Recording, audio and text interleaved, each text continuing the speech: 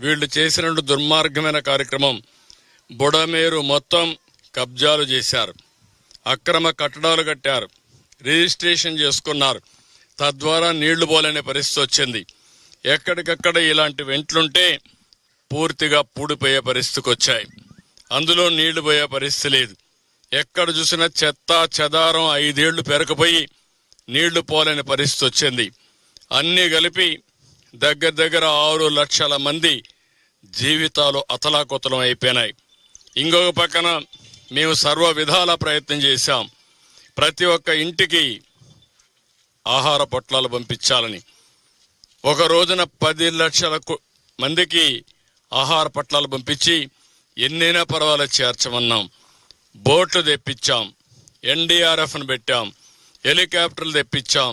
ఆహార పొట్లాలు ఎక్కడికక్కడ హెలికాప్టర్ల ద్వారా సరఫరా చేశాం. డ్రోన్స్ పెట్టుకున్నాం. డ్రోన్స్ ద్వారా ఎక్కడికక్కడ బిల్డింగ్ల పైన ఉంటే ఆహారం పంపించే పరిస్థితికి వచ్చాం.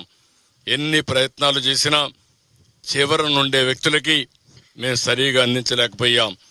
ఒక దుర్మార్గుడి యొక్క పాలనలో వీళ్ళు చేసిన తప్పుడు పని వల్ల ఇలాంటి దుర్మార్గమైన కార్యక్రమాలు తయారయ్యే పరిస్థితి వచ్చింది. మనం నిలబడుకున్నటువంటి ఈ బ్రిడ్జికి కనీసం ఆ పక్క ఈ పక్క దారి 5 సంవత్సరాల్లో వేయలేకపోయారు. కనీసం ఒక దారి కూడా ఏర్పాటు చేయలేని వీళ్ళు ఈ రాష్ట్రాన్ని ఏ విధంగా అభివృద్ధి చేశారో మనం గుర్తుపెట్టుకోవాల్సిన అవసరం ఉంది. అభివృద్ధి చేయకపోతే పర్వాలేదు. నేను ఆ రోజు నుంచి చెప్పాను, వ్యవస్థలు చిన్న భిన్నం అయిపోయినాయి, భ్రష్టు పట్టిపోయినాయి. ఈ వ్యవస్థల భ్రష్టు పట్టిపోయిన దానివల్ల ఎవరు పని చేయలేని మొరేలు లేదు, ఎవరు పని చేసే ధ్యాస లేదు.